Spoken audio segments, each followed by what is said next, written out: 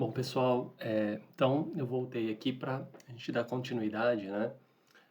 Esse que vai ser o último vídeo sobre testes de hipóteses, né? Ah, Agora estudando os testes para a diferença de duas médias populacionais, né?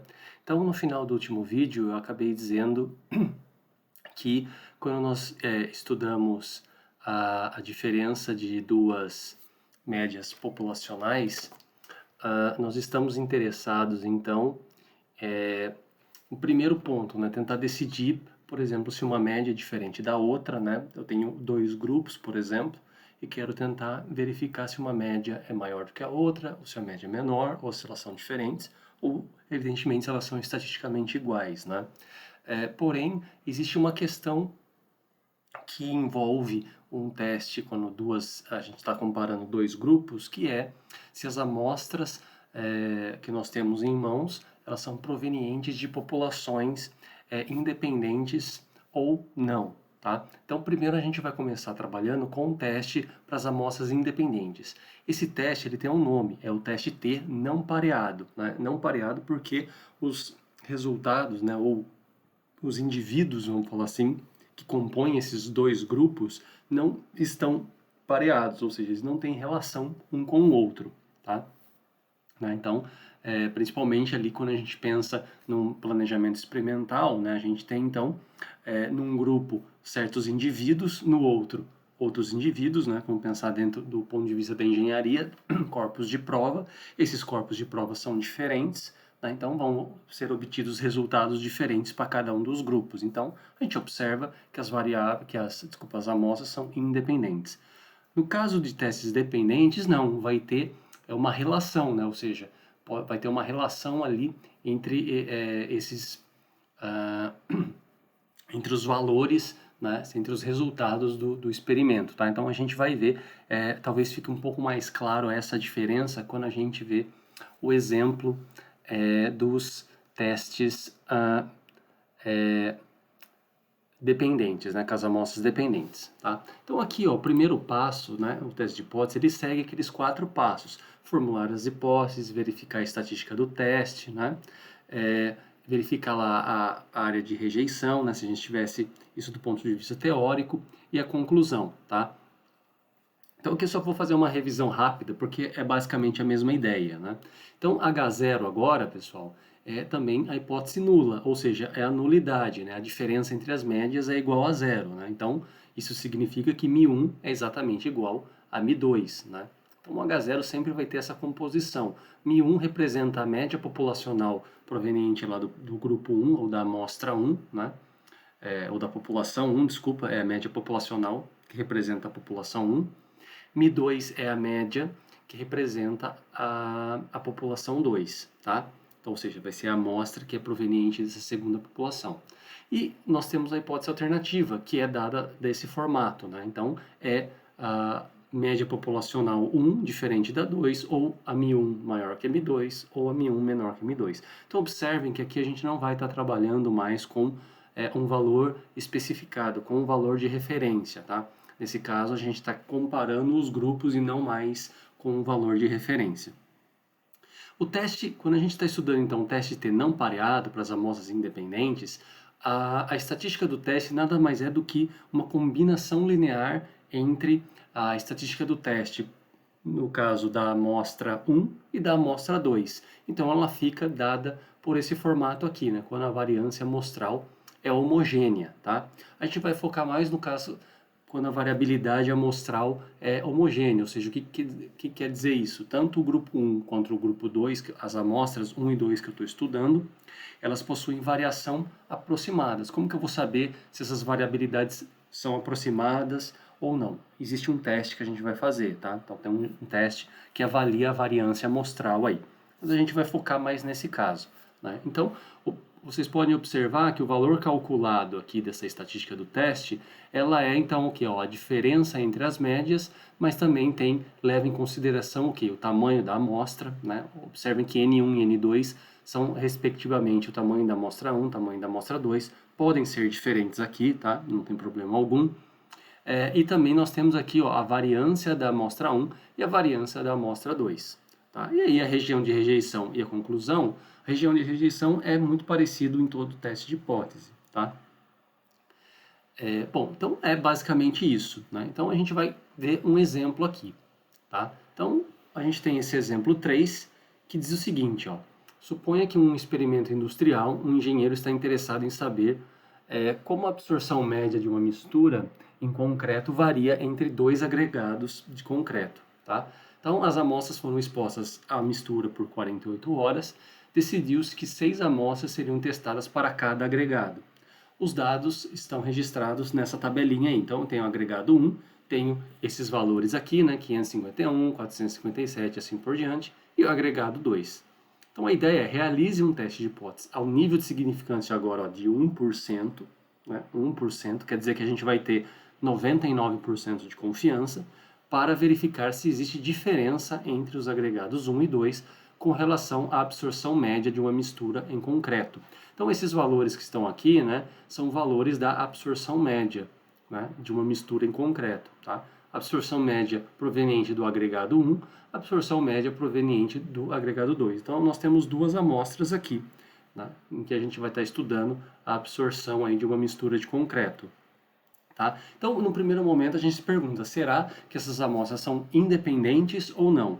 Bom, o que a gente pode se perguntar é o seguinte, duas amostras são independentes se os seus, nesse contexto, se os corpos de prova aí para cada agregado, né, são diferentes. E é o que isso está acontecendo, olha só. Porque no experimento ele conta, ó, ele decidiu que 6 amostras seriam testadas para cada um. Então eu tenho 6 amostras, né, ou seja, 6 corpos de prova para um agregado, 6 corpos de prova para outro agregado, né? E aí sim, estudou-se aí, fez o experimento e coletou os dados do ponto de vista aí da absorção média para cada um. Então, os resultados são completamente diferentes, né? Não tem relação algum os resultados do agregado 1 com o agregado 2, porque vieram de corpos de provas diferentes, né? De indivíduos diferentes. Então, isso caracteriza aí um teste com amostras independentes, tá? E aqui já está um pouco dizendo, né, qual que vai ser a nossa hipótese alternativa, porque olha só, fala-se o seguinte, ó, realizar um teste com 1% de significância para verificar se existe diferença entre os agregados. Então, eu não estou interessado se a absorção média do agregado 1 é maior do que a 2, não, ou menor. Eu estou interessado se existe diferença, tá? Então, é isso que a gente vai fazer. Vamos lá para o R, então. Tá? Então, quando a gente vai lá no R, opa, eu vou pegar aqui Ctrl L, vamos para o R, tá? No R nós temos então aqui, pessoal, ó, o exemplo 3, tá? O exemplo 3. Então, o exemplo 3, primeiro tem o agregado 1, né, que são aqueles dados que estão ali, o agregado 2, né, então só preencher os dados aqui, então nós temos os dois resultados. Então, a gente tem aqui, ó,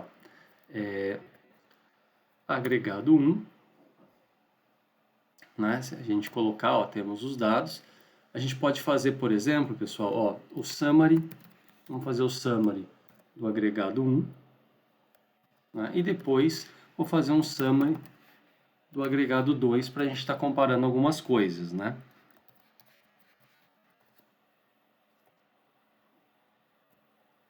Bom, então são essas duas tabelas, ó. A primeira tabela aqui representa o agregado 1, a segunda tabela representa o agregado 2, tá? Então, vamos ver, olha só, pessoal, a gente está olhando só para a média, né? E a gente está querendo comparar as médias. Vejam só, a média do agregado 1 é 553,7. A média do agregado 2 é 597,8. Será, né, sem pensar em teste nenhum, tá? Será que, o que você chutaria? Que existe uma diferença entre a absorção média para o agregado 1 e para o agregado 2, olhando para esses valores, ó, será que eu posso falar que 553,3 é estatisticamente diferente de 597,8 ou eles são estatisticamente iguais? Né? Então, lembra que estatisticamente iguais não quer dizer que é exatamente igual como na matemática, tá? Aí está embutido o que? Um valor da média, está embutido o que mais? O valor de variação desses dados, né, em relação à média, tá? Então, isso é para a gente pensar um pouco, né? Quando a gente olha para o box plot, né? Para a média e mediana, vejam, do agregado 1, a gente tem 525 e 553. Tem uma certa diferença, mas será que é uma diferença que já vai me dar um ponto extremo? Não sei, né? Um ponto discrepante. Já aqui, ó, quando a gente olha, também não sei, parece que aqui está mais próximo, né? Os valores representando o que é o agregado 2 estão mais próximos entre média e mediana do que no caso do agregado 1, tá? Então vou fazer aqui embaixo rapidinho, né? O box plot, como eu estou fazendo em todos os casos, só para a gente verificar então. Então, agregado aqui 1, agregado 2. Então, ó, a gente tem esse box plot que está aqui do lado, pessoal. Então, olha só. O que dá para entender já de cara, né? As médias, né? Então, vejam se o primeiro agregado é 553, que está mais ou menos aqui a média, ó. Né? Tá mais ou menos aqui. A outra é 597, a média, que está mais ou menos quase em cima aí da mediana, né? Tá um pouquinho abaixo aqui da mediana, tá?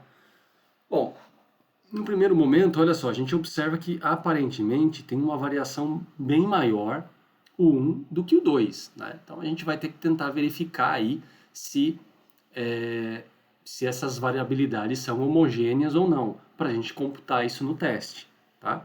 Então tem que verificar isso, porque se tiver uma variabilidade muito grande, né, de um agregado para outro, a absorção média pode sentir um impacto dessa variabilidade. Lembra da nossa primeira aula, né, que as médias elas são influenciáveis por valores muito extremos ou por uma variação muito alta, né?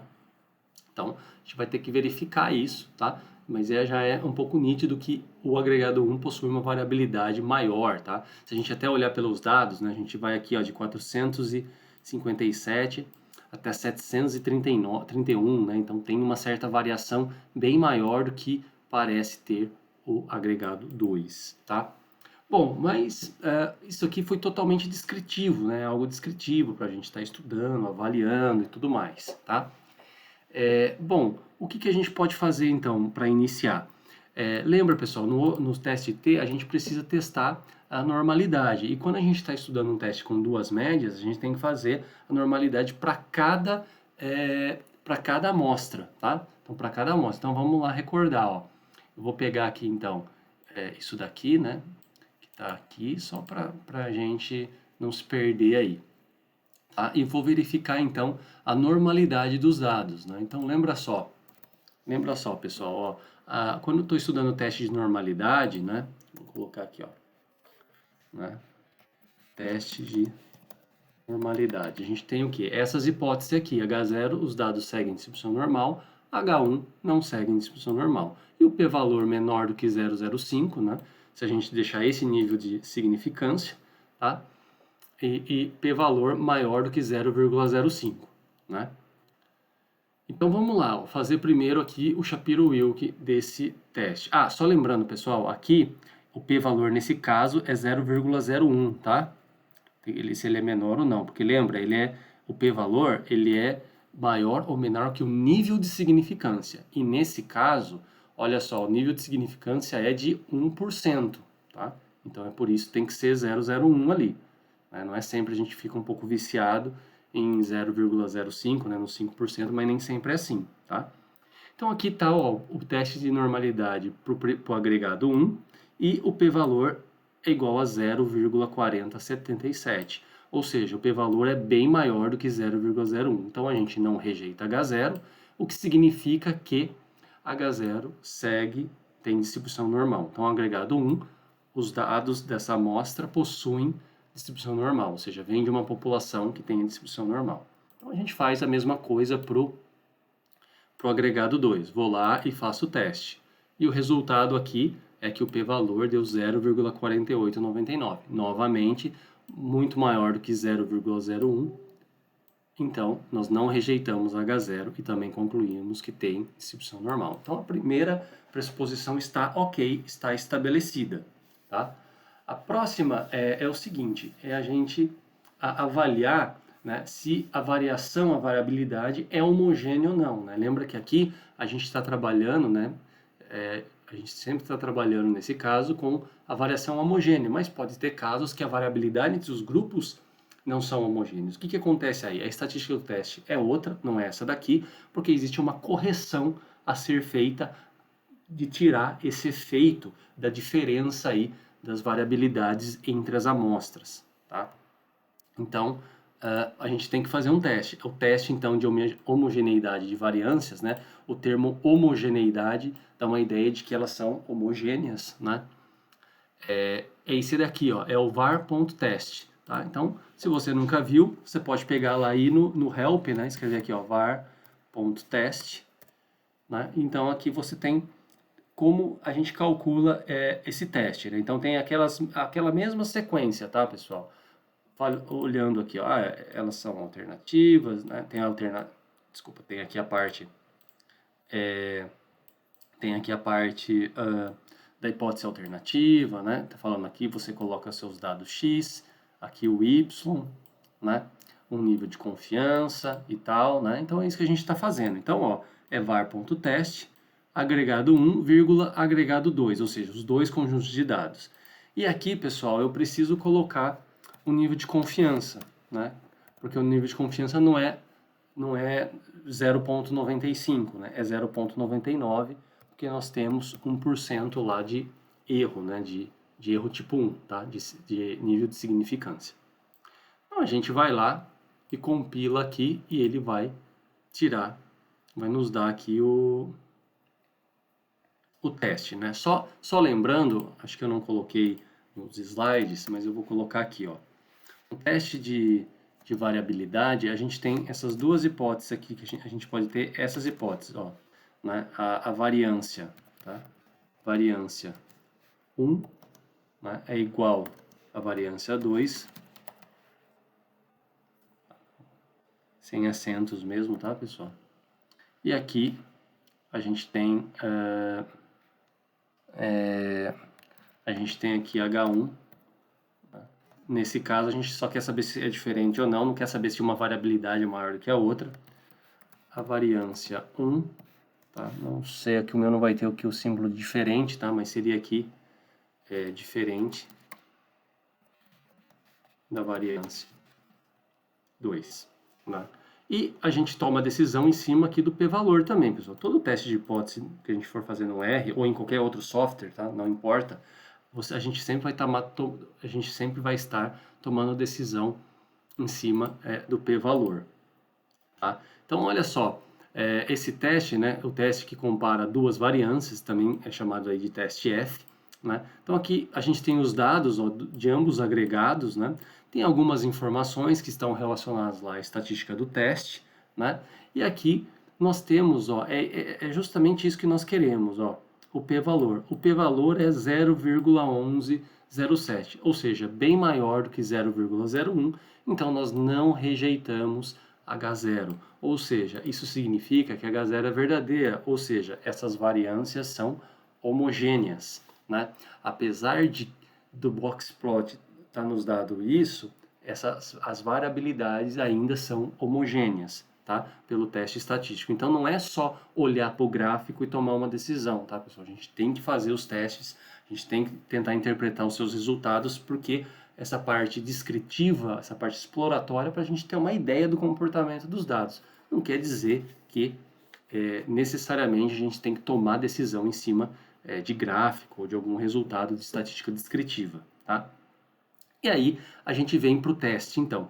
O teste agora, pessoal, ele é simples, tá? O teste T, ele só tem algumas partes a mais do que o teste T para uma única amostra, tá? Seria o seguinte, então eu tenho que colocar as minhas duas amostras aqui, agregado 1 e agregado 2, tenho que colocar o tipo de hipótese alternativa, no caso é two-sided, né? Porque eu estou estudando aqui, ó, né? Vamos aqui para o exercício, estou estudando o quê? Se existe diferença entre a absorção média da mistura aí de concreto dos agregados 1 e 2, né? Então, quero saber se eles são diferentes. Então,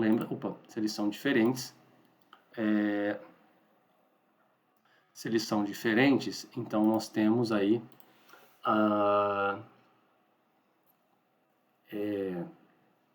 gente tem que usar esse caso aqui, que é o two-point side, né? Depois a gente tem que falar esse termo aqui, pessoal, ó, paired, se ele é pareado ou não pareado, tá? Lembra que esse teste que a gente está estudando, ó, é o teste T não pareado, ou seja, para as amostras independentes, né? Então a gente tem que colocar aquilo F. Aquele F significa false, né? Se for verdade, você coloca true ou um T, tá? Então aqui tanto faz, pessoal. Ou você escreve F ou false. No R ele vai ficar com essa corzinha aqui, né? Parece um azulzinho diferente, tá?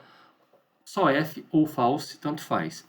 E também a gente tem que colocar a informação da variância, se ela é homogênea ou não. Então aqui está falando, ó, variância equal, né? Ou seja, variâncias iguais. Então a gente coloca um T ou true, tanto faz, né?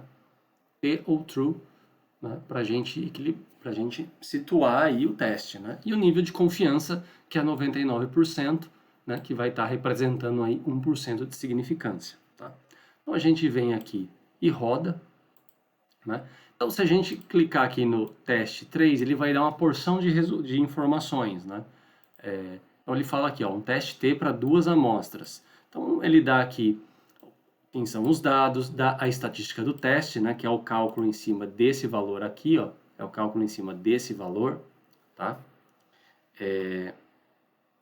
O cálculo em cima desse valor. Ele me dá lá os graus de liberdade, tá? Ele me dá aqui o p-valor.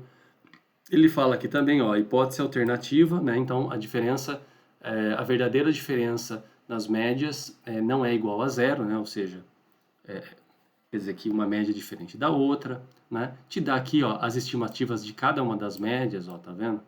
Um intervalo de confiança, mas como eu falei para vocês, não é sempre bom ficar olhando para intervalos de confiança quando você está fazendo o teste T, tá? Aí, se a gente quer só o p-valor, pessoal, é só digitar esse comando. É mais simples, mas dá para procurar aqui sem problemas, né? Então, quando a gente digita, o p-valor dá 0,3892, né? 0,3892, tá? O que está aqui, né? Ou seja, ele é o que então? Que decisão que a gente vai tomar em cima dele? Olha, a gente tem que olhar para essa regrinha. O p-valor é maior do que 0,01. Ou seja, então eu não rejeito a minha hipótese nula, né? Qual que era a minha hipótese nula aqui, ó? A minha hipótese nula era essa daqui, ó, né? Então, era o que? A média do agregado 1, né? A absorção média do agregado 1 é igual à média, a absorção média do agregado 2, né? Essa era a minha hipótese nula, o H0, né? Opa, preciso consertar. E minha hipótese alternativa era essa daqui, ó.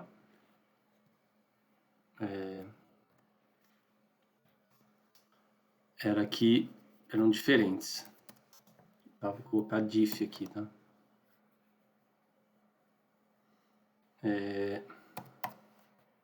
Da média 2, né? Então, ou seja, como o p-valor é maior do que 0,01, né? Ou seja, 0,3893, então nós não rejeitamos H0, nós supomos que ela é verdadeira. Então nós dizemos que H0, que a absorção média do agregado 1 é estatisticamente igual do agregado 2. Tá? Então esse é o resultado do nosso teste. E veja bem, pessoal, se a gente fosse lá, retornando ao início da questão, se a gente fosse só olhar para as médias, muito provável que a gente falaria que existe diferença, né? Ó, 597,8 é estatisticamente igual a 553,3, porque não é só olhar esses valores da média, né? Quando a gente está olhando para a média, a gente não está olhando para a variabilidade, né? Então, a gente tem que computar a variação desses dados também, tá, pessoal? Então, por isso tem que se fazer testes de hipótese e tudo mais, porque senão a gente se engana, tá? Então, qual que é a conclusão, né? Vou colocar aqui, ó, a conclusão é a seguinte, né? Como o p-valor é igual a 0,3893, então não se rejeita H0 ao nível de significância significância de 1%. Vou colocar aqui. E conclui-se que a absorção média, deixa eu só ver aqui no exercício, né? Absorção média dos concretos, se não me engano, é isso? Absorção média de uma mistura em concreto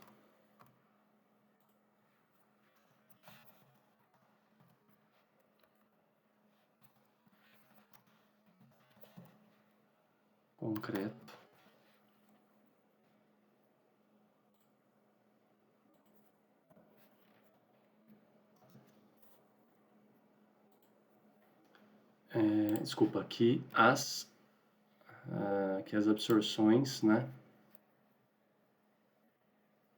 Não, desculpa, que a absorção média, isso está certo, de uma mistura em concreto para os dois agregados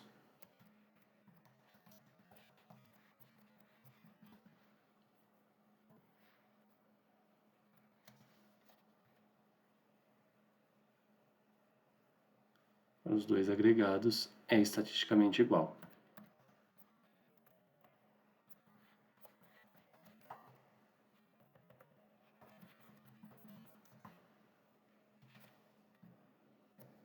Tá? Então, essa é a conclusão, né? Então, a absorção média aí para o agregado 1 e para o agregado 2 é estatisticamente igual, tá?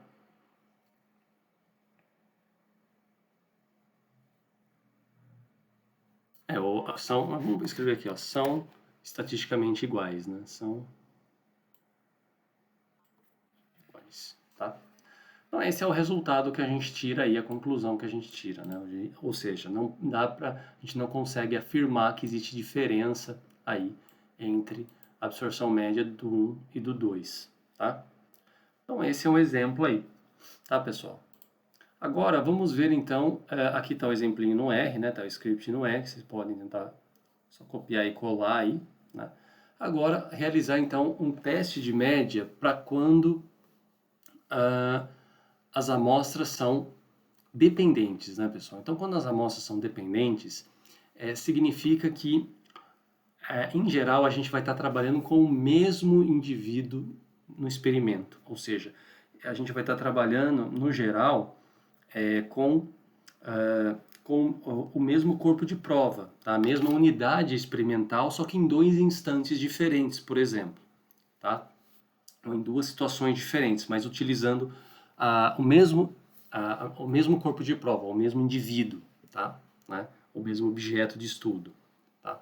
Então, assim, as hipóteses nula e alternativa são exatamente iguais do caso anterior, para o teste T não pareado para as amostras independentes. O que vai mudar exatamente é a estatística do teste, isso que muda tudo, né, com relação à tomada de decisão lá, tá? Então, o nome T pareado é porque agora, pessoal, a gente vai observar que as amostras são pareadas, os resultados, né, são pareados, tá? Então, vamos ver num exemplo aí.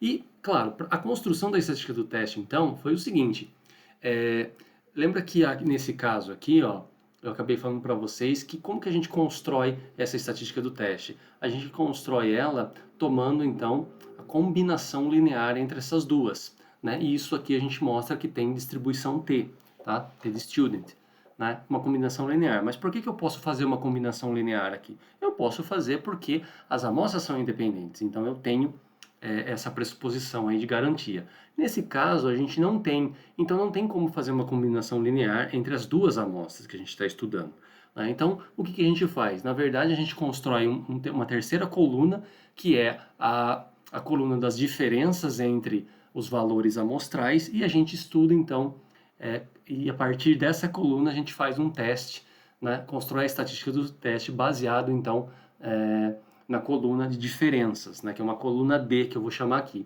Então, a estatística do teste é dada dessa forma, é até mais simples, né, em que esse D barra representa a média das diferenças entre os valores amostrais, SD, o desvio padrão entre a diferença dos valores amostrais, E o N é um número de pares, né? Porque agora é o seguinte, a gente vai ter tanto a amostra, uma amostra 1 quanto uma amostra 2 vai ter ah, o mesmo tamanho, porque esse D aqui é somente diferença, né? Diferença de um valor um com o outro, tá? Então, como que a gente observa que essas amostras são dependentes? Bom, vamos olhar aqui no exemplo.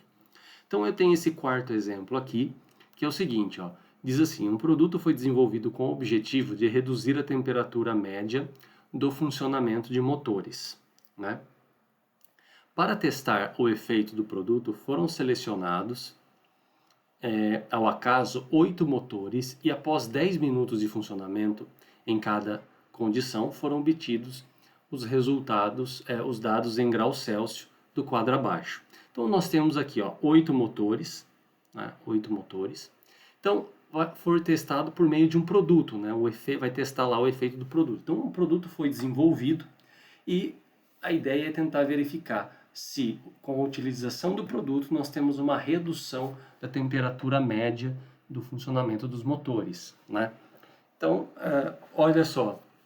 Então, eu tenho aqui, ó, o motor 1, né? Ele utilizou, então, mediu-se a temperatura lá sem o produto e depois utilizando o produto, né? Motor 2, a mesma coisa, ó, sem o produto e depois utilizando, mediu a temperatura com o produto. Então vejam bem, pessoal, aqui, olha só, eu tenho um mesmo indivíduo, né? Eu tenho uma mesma unidade experimental sendo utilizada em duas situações diferentes, sem produto e com produto, ou seja, é a mesma unidade experimental, né? Então esse 80,5 e esse 75,8, eles estão associados de alguma forma, eles estão relacionados, eles são dependentes de alguma coisa. A dependência está onde? Está que eles são provenientes do mesmo motor, ou seja, da mesma unidade experimental. Coisa que não acontece nas amostras independentes. Nas amostras independentes eu tenho unidades experimentais num grupo que são totalmente diferentes do segundo grupo. Aqui não. Aqui os resultados dessa coluna sem produto e com produto estão associadas pelos motores, né, pelas suas respectivas unidades experimentais, né? Então fica bem claro aqui que quando as amostras são dependentes e não, né? Então esse caso é um caso clássico de amostras dependentes, né? E aí a pergunta é, podemos afirmar que a temperatura média dos motores diminuiu com a aplicação do produto a um nível de 5% de significância, né? Então essa aqui é a questão. Bom, então olhando aqui, né? Então ele já está contando um pouco para a gente a nossa hipótese alternativa, né? Ó, se a temperatura média diminuiu, ou seja, se a temperatura do produto sem produto era maior do que com o produto, né? Ou vice-versa, do com o produto ser menor do que sem o produto. Aí a gente tem que saber elaborar isso aí, tá? Bom, então vejam bem, então a gente pode estar olhando os dados, né? Ó, veja que deu 80,5 foi para 75,8. 99,6 foi para 98, né? 100, 99, 81, 74. Aparentemente parece que está diminuindo, mas lembra que a gente não pode confiar só nos dados. Lembra o que aconteceu no exercício anterior. Se a gente fosse só tentar comparar as médias, a gente tinha errado a questão, né? Nunca se pode só ficar olhando nos dados e por meio dos dados se tomar alguma base, tá? Ou se formular alguma hipótese por causa dos dados. Não, pessoal. As hipóteses, assim como o nível de significância, tem que ser formulados antes do experimento, né? Porque se você tentar formular depois, aí você está fazendo uma espécie de manipulação. E isso você pode aumentar o seu erro tipo 1 muito grave, tá? Desculpa, não erro tipo 1, você pode aumentar o seu erro tipo 2 de forma muito grave, né? Que é aquele erro que a gente tenta minimizar, né? Enquanto que o alfa, o nível de significância alfa é aquele que a gente fixa, tá? Então, as hipóteses e os erros possíveis, né? A gente tem que definir tudo antes. Por exemplo, eu vou fazer um experimento no laboratório. Então é razoável escolher 5%. Se fosse igual o pessoal da agronomia, eu vou fazer um experimento no campo, onde eu tenho uma interferência de chuva, de sol, né? De um dia mais quente. Então, ou seja, eu tenho uma interferência externa que eu não controlo, talvez seja razoável eu considerar aí 10% de significância, tá? Então tem todas essas questões aí que tem que ser levada em consideração aí antes do experimento, tá? Por quê? Para a gente não influenciar nada nos resultados dos dados. Essa que são a nossa preocupação aí, né? Bom, então vamos lá no R, né? Então aí, pessoal, no R, a gente tem então já essa situação aqui, né? Então aqui eu tenho os dois resultados, tá? O resultado com sem produto, né? Sem prod são os sem produto e com prod as temperaturas, né? Com a utilização do produto aí. Então, novamente, a gente pode usar lá usar o summary, né? Usar né, para verificar estudar a média, a mediana desses dois. Eu só vou fazer aqui, pessoal, o box plot, tá? Porque eu já repeti a quarta vez, né? Então, acho que já deu para entender ali qual que é essa ideia, né? Sempre uma ideia interessante estar fazendo uma descrição dos dados antes, tá? Discutindo um pouco eles antes de fazer os testes propriamente dito, né? E aqui, com o prod, né? Estou fazendo esse box plot, ó, apareceu aqui. O box plot, ó, né, parece que eles têm uma variância próxima, né? Nesse caso, pessoal, a gente não precisa computar a variabilidade entre as amostras, tá? Porque a gente não está pensando em amostras independentes. Então, nesse caso, não precisa estar entrando essa questão aí. Mas aqui a gente observa que as variações, né, do grupo 2 parecem um pouco maior, tá, do que do grupo 1, mas ambos não apresentaram aí nenhum tipo de outlier, né? Aparentemente, vou só rodar as médias, tá?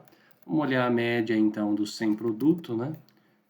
A média do sem produto é uma temperatura de 92 graus e a média do com produto... Opa, errei aqui. Como escrevi com prod, mas é C maiúsculo. 87.025, né? Então será, ó, tem basicamente aí 5 graus, né, de diferença entre um e outro, né? Parece ser, em média, né? Parece ser relevante, né? Mas vamos então ver e tomar essa decisão, tá? Então o teste T a gente faz da seguinte maneira, ó. Então escreve os dois dados, né, sem produto e com produto.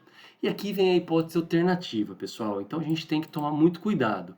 Olha só, se eu escrever aqui primeiro sem produto com produto, então a gente está trabalhando no seguinte, eu estou falando o grupo 1, né, vamos pegar aqui, ó, vamos voltar aqui aqui. Então eu estou falando o seguinte, ó, que o grupo 1 é o sem produto e o grupo 2 é com produto. Então, eu tenho que sempre levar isso em consideração. O grupo 1, o sem produto vir primeiro do grupo do sem produto, com produto, tá? E aí eu tenho que observar como que fica a construção disso lá, dessa hipótese alternativa, né? Agora, se eu escolher isso daqui como com produto e o grupo 2 como sem produto, mesma coisa. Eu vou ter que ver como que vai ficar isso ali na hipótese alternativa. Ou seja, se eu começar escrevendo o primeiro conjunto de dados que eu escrevi aqui é o que eu tenho que depois lá observar, né, nos dados, tá, se ele é maior ou se ele é menor, né, com relação ao que eu quero trabalhar. Porque senão eu posso cometer erros, tá? Então a hipótese aqui, ó, vamos colocar aqui, ó, H0. H0 a gente tem então, vou escrever aqui, ó, a média do sem prod, né, sendo igual da média com prod. Tá? E H1 também vai ter que seguir esse mesmo padrão. Primeiro vem o sem prod, para depois eu viro com prod aí, tá? Então, olha só, então, ou seja, eu vou ter que vir aqui, colocar aqui, ó, sem prod, né, e colocar alguma coisa, né, maior, menor ou diferente, com prod. Então, vamos ver o que vai ser aqui, qual que vai ser a hipótese alternativa. Olha só o que ele está falando, pessoal. Podemos afirmar que a temperatura média dos motores diminuiu.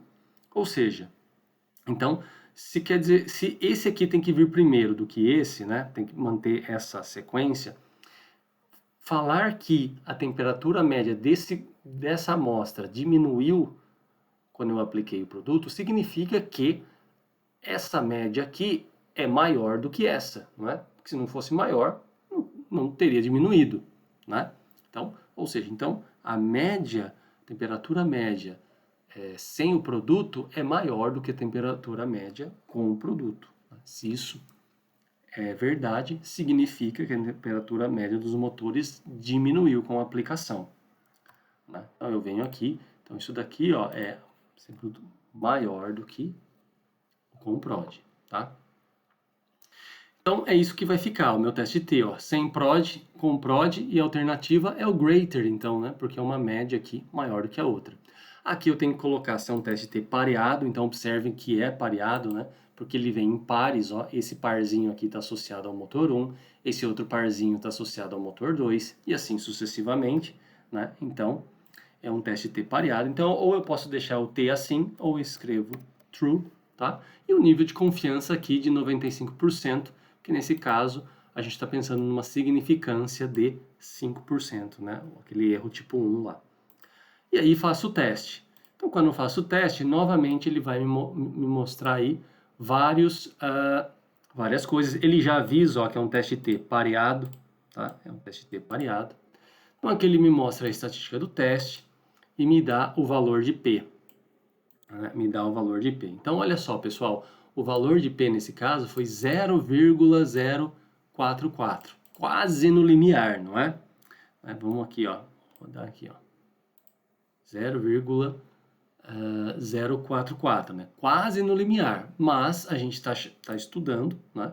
Alguém pode se perguntar, se está quase no limiar, será que, né, isso eu aceito ou eu rejeito a minha hipótese nula? Bom, isso depende, né? Claro que às vezes depende da amostra, né? Você poderia coletar uma nova amostra e fazer um novo estudo, mas o que a gente observa aqui, pessoal, é o seguinte, é a gente seguir, né, com a construção da teoria, né? Então, mesmo que esteja muito próximo dos 5%. Então, como o p-valor é 0,044, ou seja, ele é menor do que 0,05. Então, rejeita-se H0, né? A gente não tem condições de falar uma igualdade de H0, né? E a gente toma como verdade a hipótese alternativa, né? Que é o H1, ou seja, de fato, a temperatura média sem produto é maior do que com o produto, ou seja, após a aplicação do produto, houve uma redução na temperatura média dos motores, tá? Então é isso que a gente conclui, né? Então a conclusão aqui é a seguinte, tá? Conclusão. Como o p-valor é igual a 0,044, então rejeita-se H0 ao nível de significância de 5% e conclui-se que a temperatura média dos motores após a aplicação do produto diminuiu.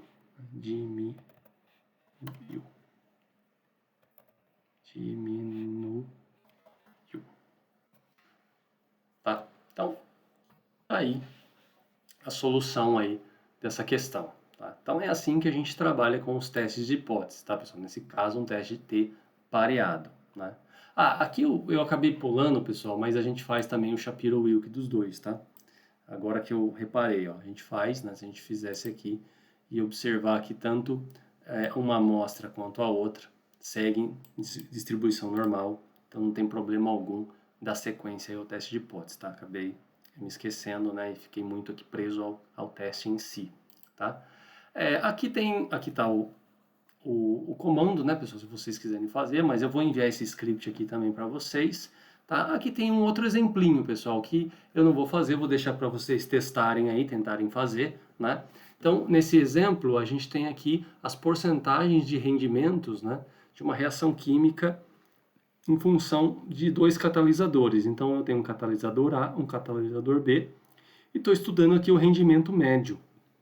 A ideia é estudar o rendimento médio dessa reação química, né? Então, olha só, realize um teste de hipótese ao nível de significância de 1%, supondo que o rendimento médio do catalisador A é superior ao rendimento médio do catalisador B. O que você conclui? Então, vou deixar para vocês fazerem, né? Os códigos estão aí, vocês vão ter que identificar se isso as amostras são independentes ou não, né? Então deixo também para vocês. Isso é muito mais importante, tá, pessoal? Às vezes é muito mais importante esses conceitos dentro da estatística, né? Se eles são independentes, se eles não são, do que propriamente o teste propriamente dito, tá? Porque o teste, o computador vai lá, a gente programa e faz, mas essas interpretações, né? Isso depende da forma como o experimento é planejado, né? Então isso é muito importante, tá? Então tentem fazer isso, né? No próximo vídeo, pessoal, aí eu já vou começar o planejamento de experimentos mesmo, né? Vou começar a falar de alguns conceitos, como unidades experimentais, o que são fatores, né? Será que a gente pode fazer experimentos com mais de um fator? Com quantos fatores a gente pode trabalhar, né? Será que a gente tem que tentar controlar todos os fatores aí para poder fazer um planejamento, né? Existem alguns tipos de planejamento, vamos dizer, de delineamento experimental, né? Então eu vou falar um pouco disso, que isso realmente é importante. A forma como a gente planeja é a forma como a gente deve analisar depois. Então, um planejamento mal executado, consequentemente, pode acarretar aí uma análise estatística mal feita, né? No sentido de que os dados não ficam fidedignos, né? A gente não consegue tomar tirar a informação correta deles. Tá bom, pessoal? Então, vou parar por aqui, né? Você já tem agora condições de estudar, de refazer a segunda parte daquela primeira atividade, e na próxima terça aí a gente faz uma atividade remota, né? No horário da aula, mais ou menos ali 9h30, 10 horas, tá? Eu vou escrever um e-mail para vocês. E qualquer dúvida a gente vai conversando. Se quiser me escrever por e-mail, as dúvidas podem ficar à vontade também. É claro que se a gente fizer atividade remota é mais simples, talvez, para explicar do que por e-mail. Mas fiquem à vontade se quiser escrever por e-mail. Tá bom, pessoal? Então é isso aí e até o próximo vídeo. Tchau, tchau.